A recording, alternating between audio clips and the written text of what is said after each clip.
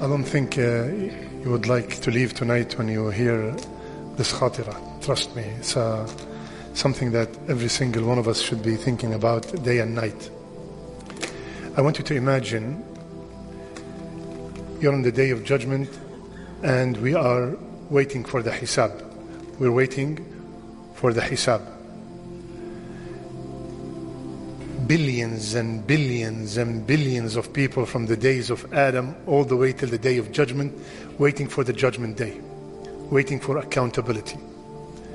The sun is 1 mile away, scorching heat.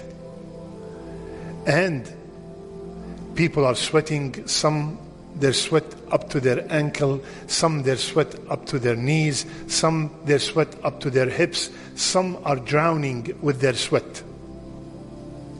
While the people are in that situation, a group of people will come VIP and will go straight to Jannah. They will not go through any of this. Straight. Who would like to be among these people? Raise your hand. Brother, no? Unless you like waiting in the heat.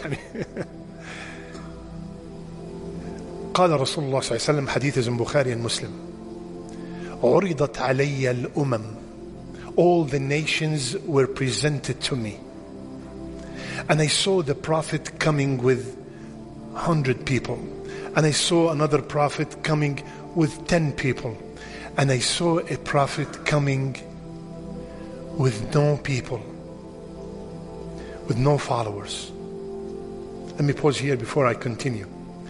A prophet chosen by Allah with all his wisdom and all his knowledge, he came on the day of judgment with no people, no followers. This is for every brother and every sister that are calling to Allah.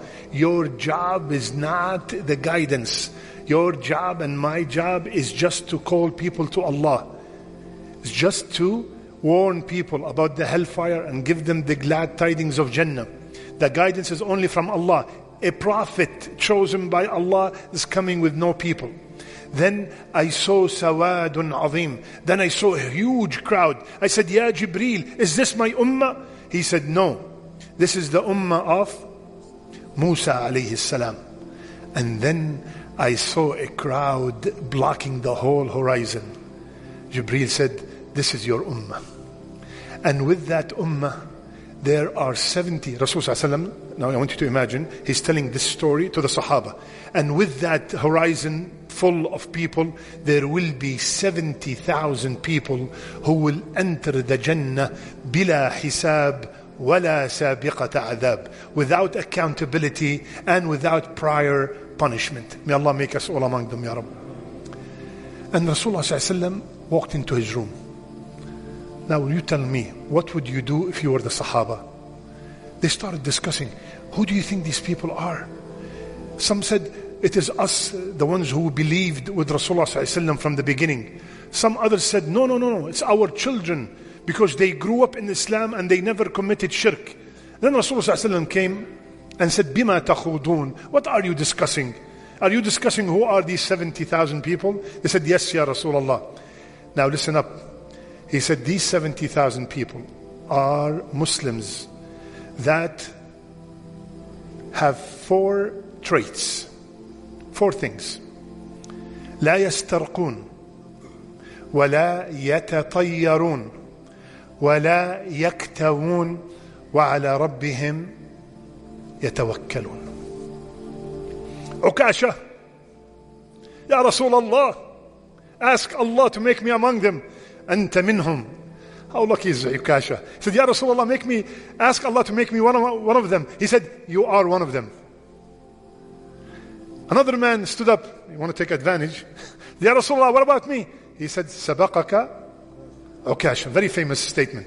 Ukasha beat you to it. Now, before I explain the four traits, when you hear 70,000 from all these billions, you will feel hopeless. What is the possibility? If the Sahaba, when Rasul sallallahu alaihi wasallam died, they were 120 something on the Khutbah al-Wida. So, the possibility is very, very slim if there is any possibility. But look, Ya Akhwan, look at the karam of Allah Azza wa Jal. In another hadith in Tirmidhi, that one in Bukhari and Muslim, in Tirmidhi, Rasulullah sallallahu alaihi wasallam, the one we beg Allah to gather us with, he said, I asked Allah subhanahu wa ta'ala about those 70,000, and He gave me with every 1,000 70,000. With every 1,000 from the 70,000, He gave me 70,000. If you do the math, it comes out, so 4,900,000,000. Now the possibility increased a little bit. But listen to the great news at the last part of the hadith. He gave me with every 1,000 70,000, and Allah subhanahu wa ta'ala added to that, to the people who will enter Jannah bila hisab wala sabiqata adhab, 3 massive handfuls of Allah. Now we have no clue how big is that, but we know from the Quran in Surah Al-Zumar, Allah subhanahu wa ta'ala said, وَمَا قَدَرُ اللَّهَ حَقَّ قَدْرِهِ وَالْأَرْضُ جَمِيعًا قَبْضَتُهُ يَوْمَ الْقِيَامَةِ وَالسَّمَاوَاتُ مَطْوِيَّاتٌ بِيَمِينِهِ سُبْحَانَهُ وَتَعَالَى عَمَّا يُشْرِكُونَ. In other words, Allah told us in Surah Al-Zumar that the whole earth and all the skies and all the Milky Ways are folded in His right hand. So, and He will take 3 handfuls and add them to that group. Now, we have some hope. I beg Allah Azza wa Jal in this night of Jumu'ah, Ya Rabb. Now listen, I don't want you to scream Ameen. It's not about the loud Ameen. It's about where the Ameen is coming from. And maybe there is one righteous person among us, brother or a sister, and he says Ameen, that will encompass us all. So listen to the dua. Ya Rabb, I beg you in this blessed night of Friday, for everyone in this room, and their spouse, and their parents, and their children, and everyone who's watching us, Ya Allah, make us among these people. What are their characteristics? What are their traits? 4. لا يسترقون. They do not ask others for ruqya. Unfortunately, ya akhwan, if I tell you how many people beg for ruqya on a daily basis, you will not believe it. Is it haram to ask others for ruqya? No. It's not haram. But you will lose the eligibility of being from the 70,000 or the number we mentioned.